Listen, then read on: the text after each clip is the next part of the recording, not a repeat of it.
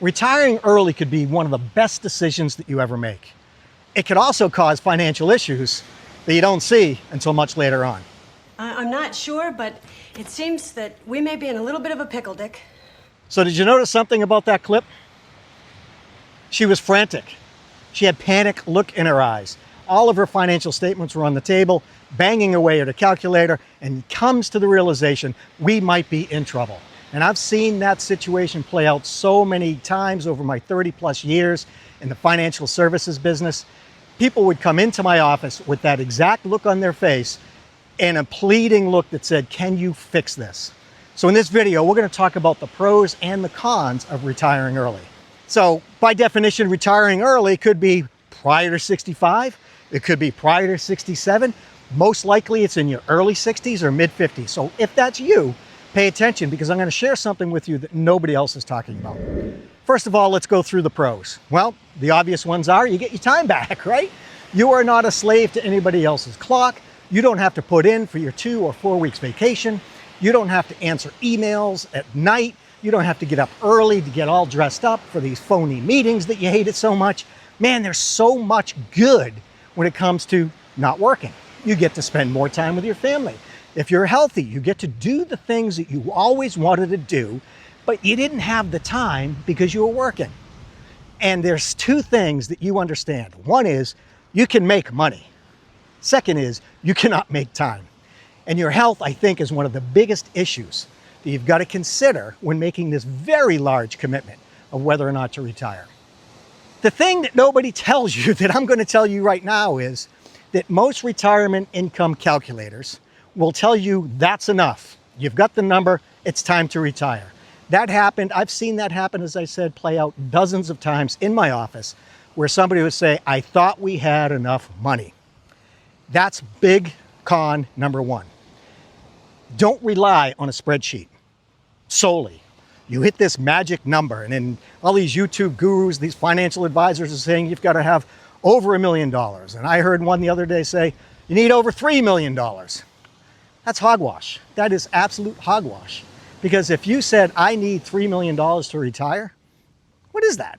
That's just a number. So there are really 3 things that you've got to pay attention to if you're going to retire early that might be something to bite you in the rear end later on.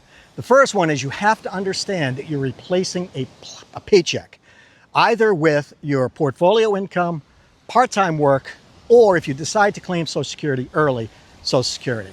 That's a big deal. You're used to getting paid twice a month, once a month, however it is, and a big number drops into your account. That's going to stop. That's the biggest hurdle that people have, is they feel like they need to continue to get that money. The second one is healthcare. I go back to whether you're 67, 65, 62, healthcare is one of the biggest issues you need to tackle before you make the decision to retire early. Because if you do decide to retire early, there's a 99% chance you're going to be on the hook for the premiums for your health insurance. You've got to factor that in. And I know you are, but I would say 30% more than you're thinking is what the number will be. The third thing that you've got to consider is whether or not to take Social Security. Sometimes when people decide they want to take early retirement, they think now's the time to take early Social Security. You've seen my videos in the past. I have my own opinion on that. But if you've got a robust portfolio, and I would suggest that a robust portfolio is one that drives income to you, not one that drives growth. You've seen my video on whether or not you should put all your eggs in the S&P 500. I'm not a big fan of that, because in essence, all you're doing is putting all your eggs in the top 7 or top 10 technology companies that rule 40% of the S&P. But I digress. We could talk about that at another time. So the 3 things you've got to pay attention to, as I said, is replacing your paycheck, fixing a healthcare plan for yourself until you reach Medicare age, and then the decision on whether or not to take Social Security. Now, I'm working off of a guide that I put together for you.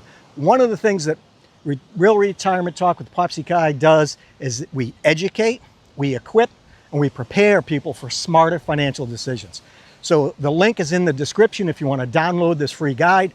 It'll help you, when you watch this video, make the right decision for you. So what almost nobody is talking about is all these online retirement calculators. Whether you just Google one or one is available to you through your retirement plan at work, all they're fixing on is a big old number. And then it'll be, hey, you're 90% chance of surviving retirement with this much money. And if that's the only information you have, you're going to end up in a pickle. I don't want you to do that. I want you to understand that if you do have a portfolio, the heavy lifting is now going to be done by your portfolio. There are so many things to take a look at, whether or not that portfolio is diversified enough, whether or not you're retiring into a market that's going up, a market that's going down. You have to learn sequence of returns, all these different things. You now become a portfolio manager. You didn't sign up for that. You just wanted to retire. Another thing that number on that retirement calculator does not include is the what ifs, right? It can do Monte Carlo simulations, it can do inflation and return assumptions, but it won't say, hey, if one of you gets sick and you need to pay up $30,000 or $40,000 in 1 year because of that illness, it doesn't take that into account. Only you can take that into account. Other things that sneak up on you to ruin your plan are impulse spending. And I can tell you from firsthand, grandparents are the worst at that. I think it's a good thing, but I also think it's nothing that most people will consider when they're planning for retirement because it's an impulse thing. I want to help the grandkids out, so I throw them an extra couple of thousand here and there. Without actually putting that into some type of formula that you're going to use, you're running into deep trouble. So when you've made the decision to retire early based on a number from your retirement income calculator, understand that your portfolio has a much heavier job to do. It's going to get less contributions, more withdrawals. When you need the money, is the market going up or going down? You have no control over that. You've put all of that weight on your portfolio. So that's one of the biggest considerations. If you're working with an advisor, my guess is that person is having this discussion with you. But if this person that you're working with is not talking about all the other issues, such as Social Security timing, healthcare expenses, things that you want to do over and above maintaining your standard of living, find a new advisor. As a matter of fact, you can go into the description of this video and download a free guide, the Advisor Truth Kit. So you can use this Truth Kit if you're interviewing a new advisor, or even if you're looking for a brand new one. Last bit, and I'm not getting paid to say this, people ask me all the time, how do I find an advisor that I trust? Well, the first thing I would do is go to the Certified Financial Planner Board of Standards, CFP.net. I was a CFP for well over a decade. Here's my recommendation. Go in there and put in your zip code and find 3 CFP advisors within an appropriate radius of your house. Pick up the phone and schedule an appointment. You want to interview each of these people. By downloading my Advisor Truth Kit, that'll give you a script, an outline for you to understand what questions to ask. Take it the next step. Narrow it down from the 3 that you met to the one that you like. Then you go onto my website, popsyguy.com, and order an advisor suitability audit. It is a completely objective, comprehensive tool that I created to tell you all that you need to know about the advisor so that you're more prepared and more confident about that decision. So let me ask you, what's holding you back from retiring early? Drop a comment below and let's get the conversation started. Until then, I think you really enjoyed this video.